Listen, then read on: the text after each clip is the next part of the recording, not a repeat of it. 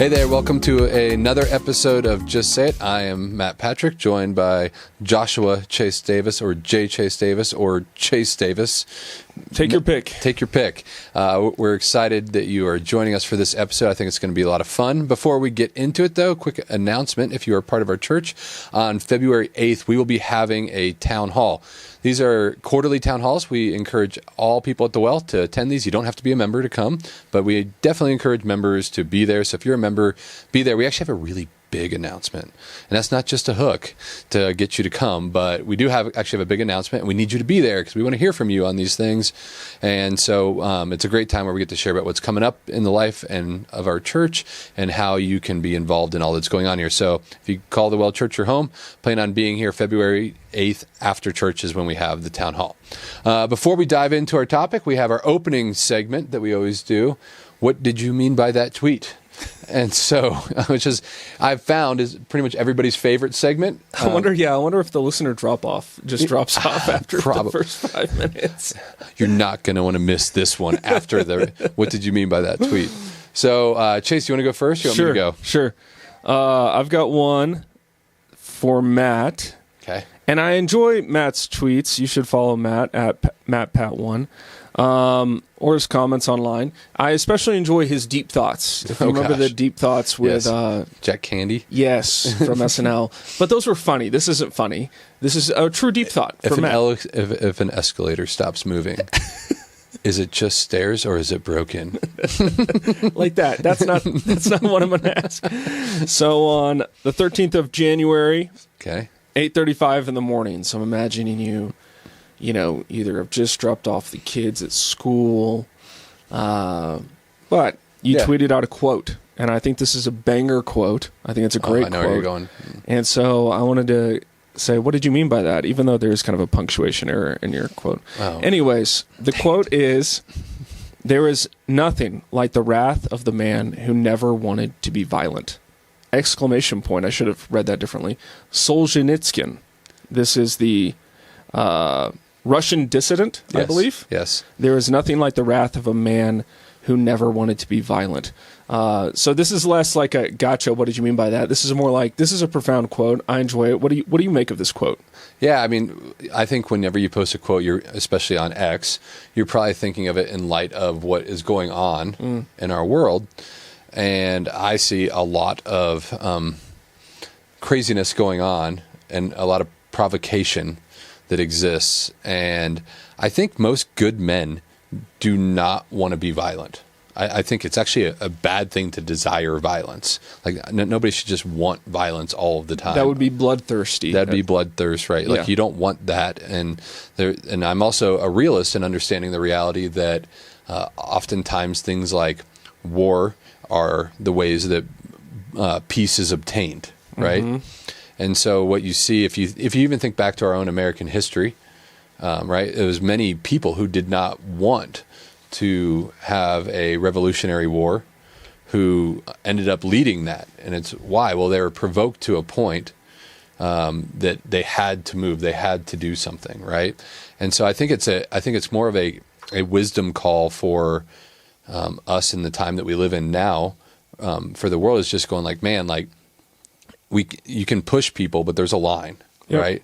And if you come after a man's family, if you do certain things, you might get something that you did not ever think was coming. Correct. Right? And I'm not calling for anybody to do anything. Let's be very clear about that or anything like that. But I'm just saying, like, generally the most peaceful man that you know, if you push him over that line, right, it's a scary thing.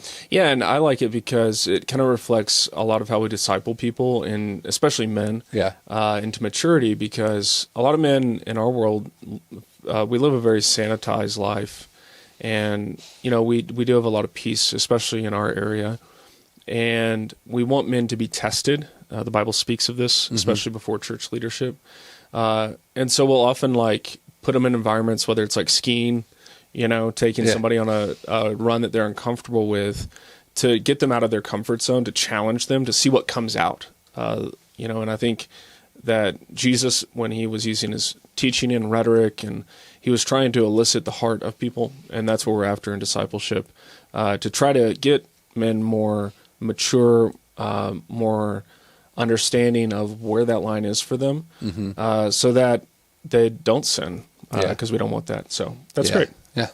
All right, Chase, yours was just 4 hours ago. Okay. So you tweeted 4 hours ago, honestly, buying Greenland is weak. A real empire would sail in, bombard the harbor, raise the flag, and turn it into a, was that a proctorate? Protectorate. Yes. What did you mean by that tweet? You surely weren't joking, were you? I was definitely joking. This is okay. So if you haven't been paying attention, there's a big move on Greenland. There's a lot of hubbub. There's also stuff going on in Iran. Apparently, we just captured the president of Venezuela. Kind of awesome if you love America. Kind of cool to see our guys go in and just like capture a president. I mean, that's play some Creed, show me some fighter jets, America, rah rah rah. But sending our top 20-year-olds. Our top 20-year-olds. Anyway, so now Trump wants to buy Greenland. This was actually talked about like a year ago. There's lots of reasons for this. I don't need to explain all those. The point of the tweet, though, was like, it is funny when you think about it. If there's kind of this American revival, the spirit of not global expansionism, like we're going to go bomb these other countries for the sake of spreading democracy, but we're going to protect American interests. And we're kind of embracing kind of an imperial attitude with the tariffs and with immigration, and we're trying to protect Americans. And so they want Greenland. So we're behaving like an empire. That's how I'm, Okay, so would an empire like Rome, Persia, England, would they like offer to buy land from people? Yeah. What would they do instead? And that's where I got my wheels turned. I was like, this is such a corporate, modern understanding of nationhood and citizenship and power and empire that it's basically like Trump is doing business. This is a business deal. How do we make a good deal? It's the art of the deal. Yeah. And so it just cracks me up that we're buying a country. It baffles me because all throughout world history, it's like kind of like what I said. It's like they go, they conquer, they raise a flag, and it's like, now what? What are you going to do? You're going to attack me. So I just think that's funny. Yeah. It's just a funny joke. I mean, it just depends on the deal we can get, right? Like, sure. Loss of life, that kind of stuff. And I mean, we bought the U.S. Virgin Islands for $25 million. Yeah. That's a screaming deal. And we did that from Denmark, if I'm not mistaken. Yes. This buying countries is just interesting. I was thinking also, like, what would happen if, the East India Trading Company was kind of a front for the British Empire to expand into India and other places. Yeah. What would it look like for America to use corporate, commercial enterprise as a front for empire expansion? He should get Walmart to move their global headquarters to Greenland, and then that be a front for the expansion of the global American empire. I don't know. These are just thoughts I have. Welcome to the minds of your pastors late at night. No, this was on my commute to work this morning. Well, it's funny because I read it and I started thinking about like, early 1700s and earlier, how much like England and France basically just tried to capture each other. Yeah. Repeatedly over and over again. Mm-hmm. And I was like, they just kind of would just have these wars all the time. Yeah. Just trying to take more land. Yeah. Very fascinating. Very fascinating. All right. Well, that was great. Yeah. Hopefully you enjoyed that. Hopefully don't drop off. Okay. The rest of the conversation is going to be even better than that. Yeah. I hope so. But today, this was my idea. And so I can free Chase of any, guilt he might feel about self-promotion. Sure. This was my idea. I said, hey, I would love to interview you about your forthcoming book. Yes. Offensive Christianity. And so it's out for pre-sale right now. And so I encourage people to go buy it, not just because Chase is my friend, but because I've seen parts of the book and I enjoyed it. I think it'll push people and I think it'll be a helpful book. But I thought it'd be good for us to chat a little bit about your book. So is that okay with you? Absolutely. Chase? Let's do it. Yeah. All right. So the first question I had was this, is like, I think it's fascinating when people write books because it's a lot of work to put in the time. I saw you in your office when your editors were getting edits back to you. How many edits? Like, how many edits did like that first, like... The first draft? It was like... Oh, it was like 1,000. Yeah, and I would have been like, I'm done. Oh, really? Yeah, totally. I'm like, I'll be like, accept all. Like, accept all, sure. Sounds great. Do that kind of thing. But it gets into like writing a book is a labor of love. And so you wrote a book called Offensive Christianity. So what do you love about being offensive, Chase? No, in all seriousness, why did you choose to write a book? Yeah, I mean, the way books come together is fascinating. The Christian publishing industry is fascinating today. The way this one kind of came together was I had been talking, writing, publishing, speaking about basically how Christians engage the world today for a while, and it was kind of birthed out of my own discontent and what I saw a lack of ideation on and writing on and thinking on was kind of this public engagement of Christians. And we have a heart for Christians to engage the world biblically and wisely. Mm-hmm. And I think prior to 2020, I was very much, this isn't a secret, I was very much of the winsomeness tribe and basically what that means is like you should be maximally kind, not kind necessarily biblically, I will use the word nice instead, maximally nice in order to never offend anyone, because if you offend anyone, you could turn them away from Jesus. And that was kind of the framework, and we would still preach on, hot topics back prior to 2020. We would come out against abortion, against what they call gay marriage, all this kind of stuff. We were clear on those things, but the way we articulated them was a bit more winsome, I would say. And so as I began to reflect on my own life and that kind of thing, I began writing more on it. I wrote a couple articles for the Blaze publication, one on agency, one on kind of the strength of men. And really that was actually in response to a talk I gave at Burn the Ships a couple years ago. So really the talk at Burn the Ships a couple years ago where I talked about how men need to assert themselves, be confident, not be afraid to have control and power, and change the world in a good way according to God's word. It all kind of flowed out of that. Yeah. But yeah, this one was one that I was excited to write because it's right in my alley. It's something, as a young man, back in high school, I was reading books like Wild at Heart and books about manhood. Mm-hmm. You've been part of like Men's Fraternity, 33, the series. And so these are things that we've always talked about internally. And so it was birthed out of a lot of conversations you and I have had, a lot of conversations I have with other pastors.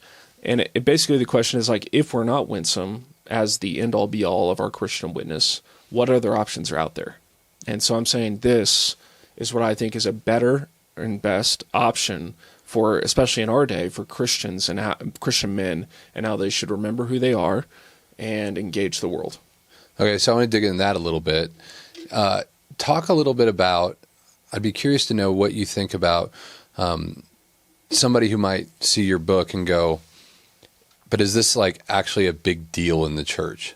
Oh. Like is this like there's so many things going on in the world, right? Sure. Why should I learn how to not be as nuanced and winsome, right, in my walk with God? Yeah, this is to me the biggest deal in the church. This is without a doubt to me the biggest issue that we're facing in our churches in America. It's particularly written for men. It deals with anthropology. What is the nature of man? And that gets into issues I don't get into in the book, but like the issue of anthropology, what does it mean to be human? And then what does it mean to be male or female? These are big questions people have because we see the rise of AI. We have people suggesting that AI is basically human. We have people out there suggesting that some people don't have souls. We have people pushing for transhumanism. So it starts with anthropology. And the reason it's a big deal in the church is this is, one, not talked about enough. It's not talked about enough. It's not talked about accurately. And when it is talked about, it's talked about in kind of these spiritual, pietistic slogans about what it means to be a good man, what it means to lead well. I get into biology in the book and the makeup and the wiring biologically of men. And so that's like the groundwork, and out of that flows what we're talking about, kind of the posture towards the world. So it starts with, who am I as a man before God? He's my creator. What kind of makeup does a man have? And then how does grace restore nature in that sense? What does a Christian man do out of that nature? Is he required to be a doormat? Is he required to do these things that basically the left loves to attack Christians on? Basically like, well, Jesus says you should never fight back. Jesus says you should be homeless. Jesus says you should be poor. Jesus says you should never be empowered. Jesus says it's wrong. All this kind of stuff. Are those true? Because we even hear those in the many churches, right? Mm-hmm. And they'll take Bible verses out of context and twist them to justify. And so I think to me, the threats we're facing in the West are great and severe. And one of the most important things, especially in my station as a minister, that could be addressed are men and holding the line regarding their faith and their families and their civilization. And I think that that if we can equip Christian men, and if all men in America could read this book, as some of my endorsers have said, then our civilization would be saved. Yeah. So I'm convinced it's one of the most, if not the most important topic. Yeah, and just adding to that a little bit here is I would say that when I look at the landscape of the West, and you look at, and particularly the home and the church in the West, and that is going to impact how our society runs in massive ways. Like, I mean, it's like I can't even overstate how big that is I think most men are making decisions, and churches are making decisions on how they function based off of things like, will it upset the women? Yes. And I don't mean that to be an offensive comment, but we are talking about offensive Christianity here today. Be offensive. And so, but it is one of those things where that is men neglecting their duty and responsibility to lead the women that God has put under their care, whether that be in the church or the home. And I'm not saying that women don't have insight or are wrong all the time or anything like that. Like, of course not. But the point being is that we are biologically different. You were talking about the anthropology, right? Like we are made in a very natural way to be very different. And I see a lot of men abdicating their God-given responsibilities in the home and the church. And the church just kind of becomes much more emotive when it's run this way. And it becomes much more, if a dad can bring his family to a church that his wife is going to cry during the worship and is never going to be offended, then we found a good church. Right. And that's a sad way to kind of like develop spiritually. And yeah. my guess is at home you're seeing a lot of that play out that way too. Totally, yeah. I mean, the nature of music, Christian music, the nature of teaching, all that kind of stuff.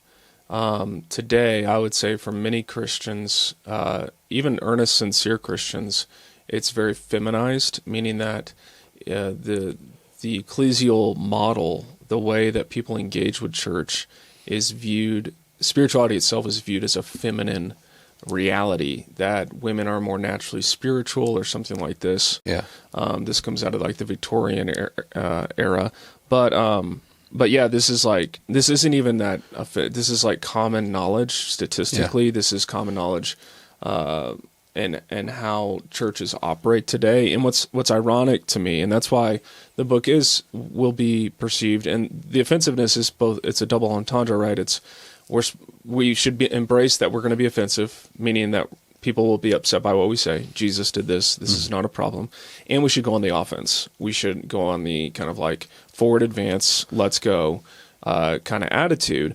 And so for a lot of churches and Christians, they do have kind of a feminized understanding of Christianity, which excludes men, and they typically cater to women. And this is not just true in the home and the church. You're seeing this. I mean, the perfect example, and we don't need to get on this topic, but I've just found it interesting, whether it's propaganda or just like algorithms, but a lot of the videos I'm seeing come out of Minneapolis of people who are upset, it's majority women. It's majority white women who are kind of unhinged. And there's not as many men that are being at least recorded speaking this way. They're on their TikTok, the women are.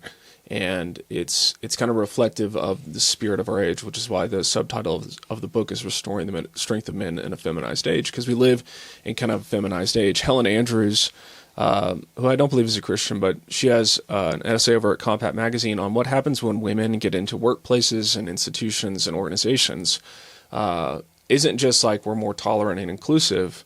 they feminize the workplace because they're women. That's when women get, and that's not to knock women. It's like natural that this would happen. Yeah. But what does that do to these organizations, right? Yeah. Well, they typically champion tolerance and inclusivity. They want to make sure everybody feels heard and loved. And so a lot of Christians at this point, 2026 as we're recording, they have taken what 20 years ago was a liberal kind of framework of Christianity. Tolerance, inclusivity, open and accepting, everybody's welcome here. And now we're seeing conservative churches adopt those talking points, right? And that's why there's some fire in my bones about it, because I'm like, no, y'all were supposed to be like holding the line, and now you're just like 20 years behind the left, and you're embracing their talking points. And so, I think it's really important. That's why I wrote a book. Great. Is there anything in your journey as a man and masculinity that has been extremely impactful that when you were writing the book that you thought about a lot, or kind of just came to the tip of your mind? Something like, is there a story or a time, something that may have happened to you that goes like, man, I think this could be really helpful for guys? Yeah.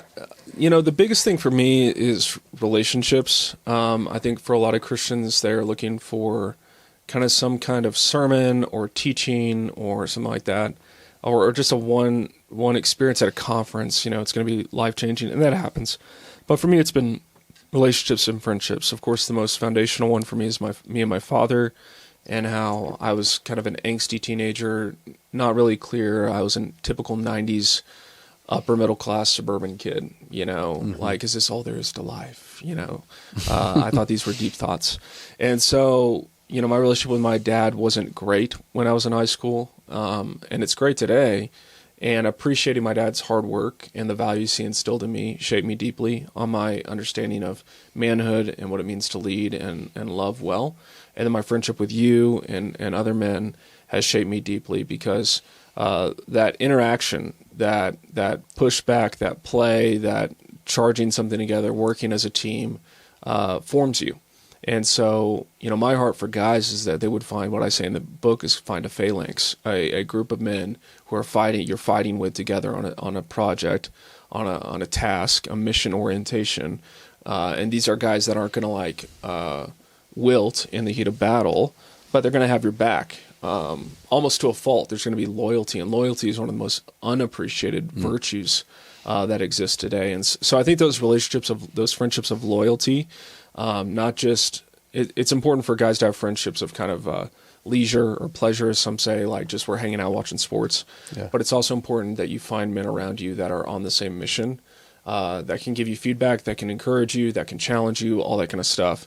And so I think those friendships, one thing I highlight in the book is that for me to grow into agency and confidence as a man, one of the biggest things I had to learn to be okay with was failure. And so it's kind of a silly example, but it's actually like, I think it's applicable to a lot of guys. I'd find hobbies and things that I wasn't proficient at. So an example I use in the book is I talk about me joining a rec basketball league at the YMCA here in Boulder. And I never played basketball. I don't really like basketball. And so I joined it just because I was like, well, what's it going to hurt? I'm obviously stupid at this, so why not join it? And I had a lot of fun. And it was fun to compete with other guys, compete against other guys, learn the rules, because I kept running into people like it was football. And, I don't think I made a lot of shots. But learning that, hey, I'm not the best at this. I'll probably never be the best at this because I'm a white guy under 6 feet. Without my boots on. And so I learned to be more comfortable with that sense of failure and rejection. And I think a lot of men haven't been challenged enough in life. That's why the military is such a formational thing. You look at the guys who've either gone through something like boot camp or, at the other kind of the most intense seems to be the Navy SEAL training. You look at something like that forms people and forms bonds. And a lot of guys just don't get that opportunity. And you can manufacture it. I think it's important that men have manufactured environments where there's some control. It's not always like life or death. Like some of those guys, they crash out in Navy SEAL training and it's like some of them almost die. Yeah. But we need to create environments for men to grow in that way, to be challenged, because that's what a good man does, is he has resiliency, he has strength. There's some kind of resolve there. There's a bounce back. He's going to get up again, that kind of thing.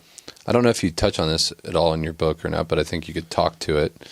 It would be this, is what is the church's responsibility in helping men have those environments, or a phalanx, as you say? Sure. Is like, if I'm a guy and I'm going to a church, is it the church's role to give me that, or foster it, or teach me how to do it? Like, what does that look like? Do you talk about that at all in the book? I talk about it a little bit, and I do say how the church can be an asset in this, because at the end of the day, at the end of the book, as a minister and as a Christian, I tell guys and anyone who reads it, like, the only hope is finding Christ. The analogy I use is that, there's great shade offered under the idea and reality of Christendom, meaning Christian permeation of society, where our laws, rules, and norms are kind of based on the Bible.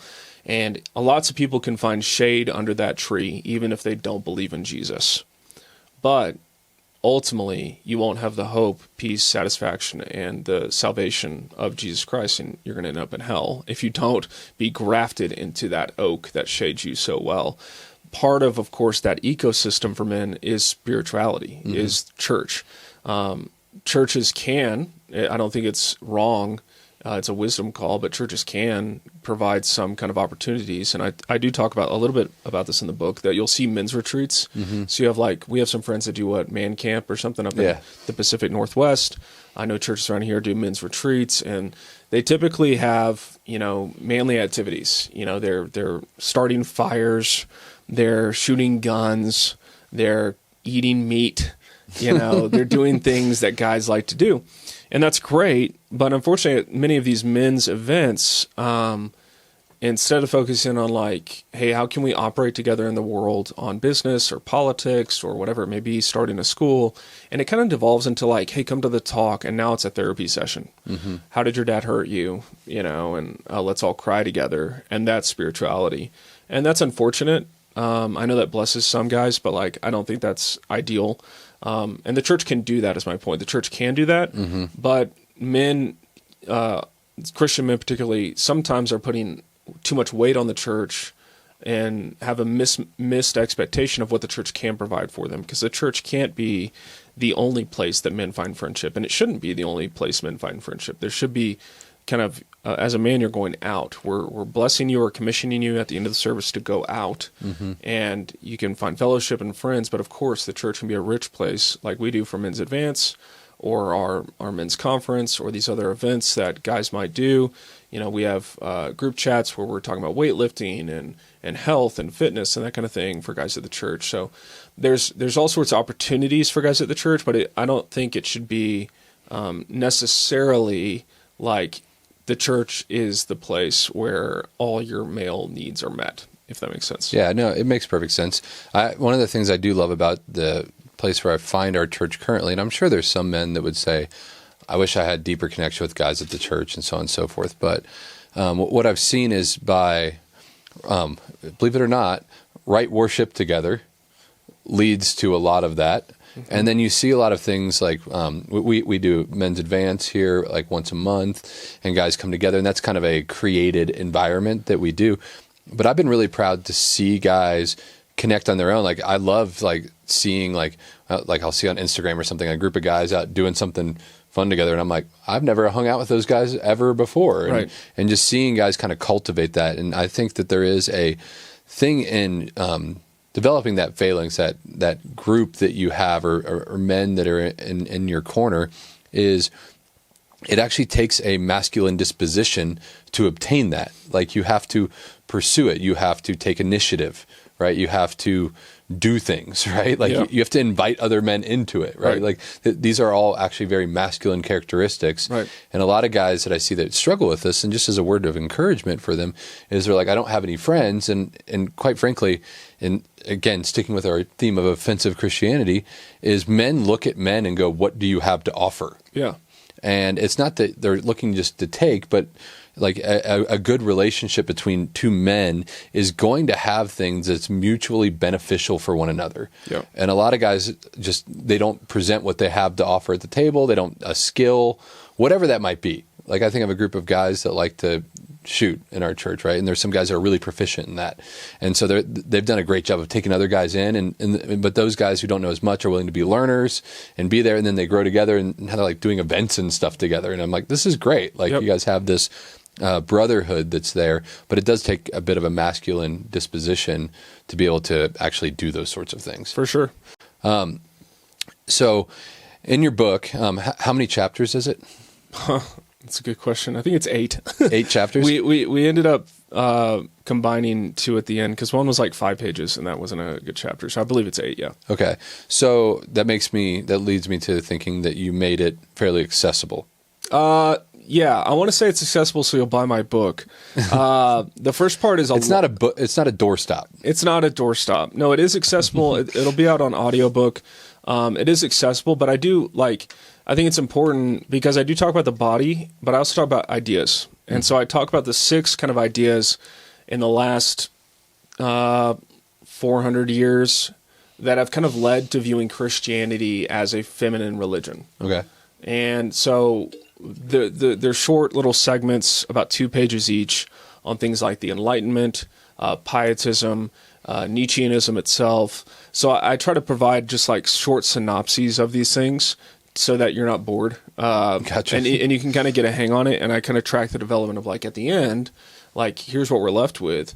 This understanding of anthropology leads to a poor understanding of Christianity, which leads to kind of emasculated men that really have no thumos. They don't have any power, energy, drive, ambition, or desires. And Christianity becomes kind of a pacifier for the masses to kind of soothe themselves in their cave with their blue screens as they eat their cricket desserts. So like that's what Christianity has become for so many people. Is it's just a soothing, when I feel depressed or anxious, it's my spiritual Xanax. And so, I have to get into a little bit of the philosophy, but yeah, it is meant to be accessible, but you got to understand a bit of the history, the setup to understand the problem. And that's what I do at the first half of the book is identify the problem. Like, how did we get here? How do we get to the point where we have to ask the question, what does it mean to be a man? This is kind of like 500 years ago, people have been like, why do you need to write that? And then if you describe it to them, they're like, oh, I see now. Look around. It'd be like the USGA saying that to play golf, you have to use a golf ball. Yes. Yeah, it's the assumed norm. We all know this. Yeah. No, it's funny. Okay, so in the book, 8 chapters roughly, accessible, but is going to make you think. We're both pastors. Mm-hmm. One thing I learned in seminary is that when you write, you're putting yourself out there. For sure. And so even writing in seminary, it's like you write thoughts and you have to give it to somebody and then they give you feedback. When you write a book, it's very different. It's not just a professor that's going to read this. It's anybody who wants to read it. Sure. And so you're actually putting yourself out there. I don't think many people think about this in books, is you are opening yourself to a lot of critique. Yes. Right? In this sort of thing. And so what would you say to a guy who is reading this book from a critical lens? Yeah. How do you feel about that? I feel great about that. I welcome all critique. I think there's lots that's provocative in there enough to get a conversation started. I think all people can recognize this is a huge need. All people can recognize in our day this is a huge need. This is my attempt to give people an answer to that need. In my promotion for the book, I don't know if I quote Elon in the book, but Elon recently tweeted out in the last couple of years, it seems like Christianity has become a toothless religion. And I think this is an interesting observation. I think many people could sympathize with that observation. And so I just try to provide an answer. So all criticism is more than welcome with regard to the book. In fact, when I think about, we have several authors at our church who have written fiction books, fiction books. That's actually scarier to me. It's kind of like songwriting, like the creative stuff where you're like making a song, writing lyrics, putting yourself out there. That seems very intimidating to me. Mm-hmm. Whereas if I'm just putting all my ideas out there and I'm making a case for what I believe, I'm like, yeah, you disagree with, like, that's great. Like, we can talk about it. Yeah. So yeah, that's my attitude. Yeah, no, I think that's good because I think it's something. One, we don't have. This is a sad thing to go into on when you're writing a book, but I don't think our culture reads as much as they probably should. Right. And I think a big thing that's been lost in reading is learning how to read in a critically, but also being able to receive what's good and bad and parse through it and have dialogue and conversations. I think writing a book like this, and you correct me if I'm wrong, a big intention is quite frankly, is to spark conversations with people and get people thinking, right? It's like, I love it when somebody comes to me after I preach a sermon. A good example of this would be somebody come to me, like, you said something in your sermon, and it really bothered me all week. And I was like, so you thought about it all week? Like, yeah, I dug into this and I researched this and I went there, and I'm like, and if the research is good and everything, I'm like, great. You know, I don't want to be wrong in a sermon, but like I'm willing to have that dialogue with somebody who is being a thinker instead of a reactor. For sure. Right? Like I think that's a key component in this whole thing. Yeah, the most, I make some, I draw some conclusions about testosterone in men that I think, I back them up with studies, so it's not unfounded, but it's funny because testosterone itself and the effect of hormones on the body and on the psyche and the soul are a very kind of hot topic right now. And so I'm sure there'll be some people that maybe they don't take full issue with what I'm saying, but maybe they're like, no, you totally misunderstood. In fact, one study that came out this week that I saw was increased testosterone doesn't lead necessarily to a more aggressive, although it does, which I say in my book, it leads to a more aggressive posture in the world, assertive posture. Mm-hmm. It also leads to a better team dynamic for men to work together. Yeah. So like, I don't know if I included that aspect in the book in the phalanx part, but that would have been great to include. But there's going to be observations that I make about the biology of men, about the nature of the soul and body that are, my convictions, my understanding, and I'm totally open to hear other people's well-informed opinions on those. Got it. What's your favorite chapter? My favorite chapter is the chapter on aesthetics and beauty. Yeah. At least right now. We'll see. I think it's the most under-talked about in this domain in anthropology and kind of, if you want to use the word Christian worldview, we typically think of truth, beauty, goodness. Yes. And most people don't have a handle on beauty at all. I'm not an expert. I'm not somebody who's got a PhD in aesthetics or the ancients on aesthetics or anything like that. But like, I think that we don't talk about this at all. Like, we don't make judgments anymore on beauty ever. It's very subjective. Like we've had the famous debate about a Cybertruck, right? This is an aesthetic thing. Yes, I love it. Right. The Cybertruck is full looks maxing. Yes. It is full looks maxing if you're into that. It's the truck that is mewed. Yes. That's why I love it. It's like I always tell people, I'm like, every time you see a Cybertruck, you have a response. Totally. Either you love it or hate it. That makes me love it so much more. Right. Yeah. So I talk in the aesthetics portion, especially about male physique, mm-hmm. And why it's important for men to have an appearance of authority and strength. And so I talk about, and I think what's confounding in our day is everyone knows this implicitly, but Christians are ashamed of it explicitly. So you'll hear Christians downplay the importance of dressing up, looking nice, presenting yourself to the world in a way that commands respect or commands, people listen to you or commands at all. In fact, some people are very scared of being commanding. But at the same time, they all get their hair cut and they take a shower and they buy clothes intentionally that aren't like have holes in them. Yeah. I know everyone cares about aesthetics, but nobody talks about that. And then when it comes to church life, it's downplayed all the time. It's as if it's a bad thing to think about how we look. I talk about, men should have a strong chest, have broad shoulders.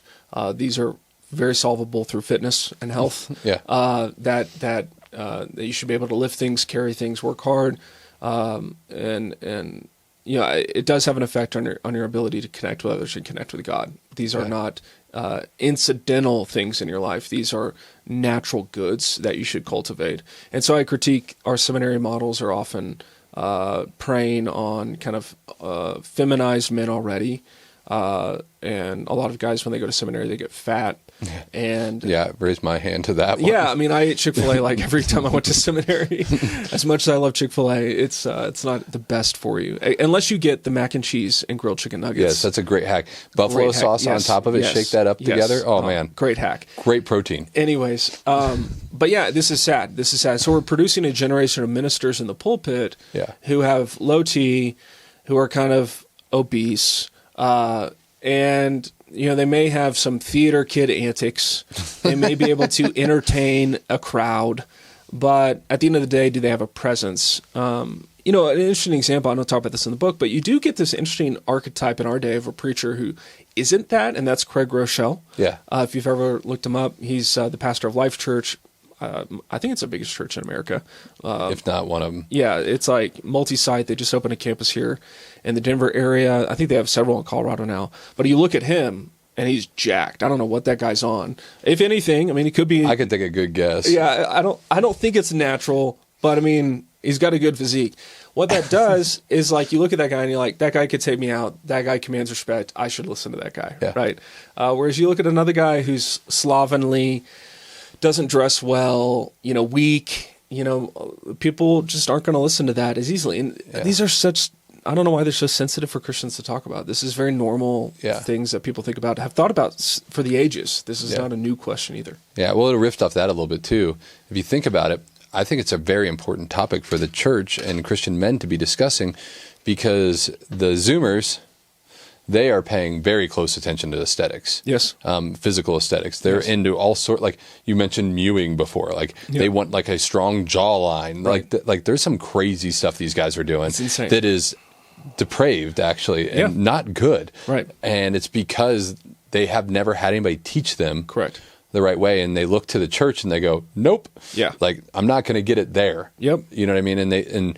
And as much as we like to say, well, it's not about a man. Well, the bottom line is you look at the guy standing in the pulpit and you go, huh. Like I tell everybody when they say like, like this is why we're okay, like having a woman preach in our church, is because it's under the rule of an elder. There's an elder there, there's a pastor there, and it's under.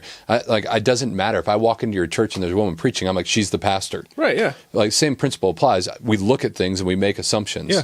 And we look at things and guys, I think in general, the young guys, they don't care anymore. No. They're fed up with a lot of the softness that's out there, and what's causing what that is causing is a pendulum swing to the other side, and pendulum swings are usually bad. Yeah. Now they can be corrective and good at times, but I actually see it as a huge opportunity for the church.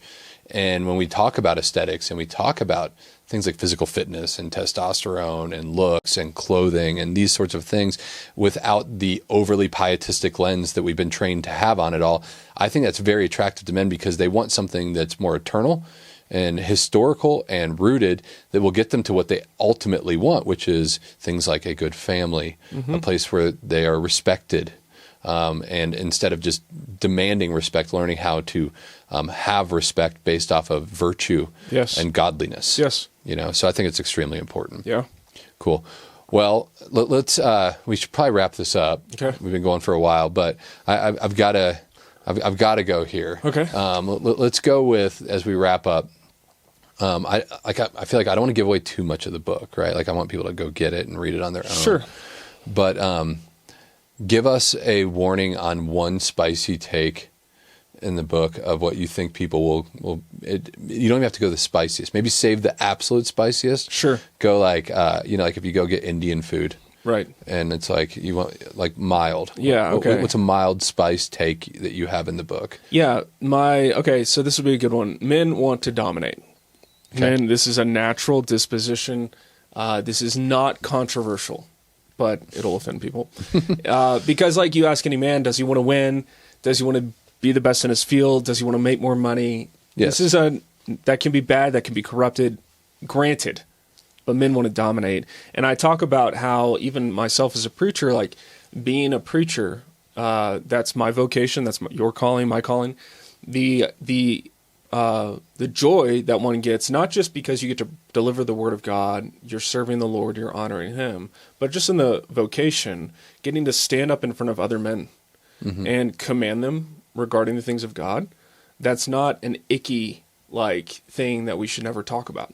Like, you are getting to quote unquote dominate a field. You're getting to like command, and that's something that's satisfying for men.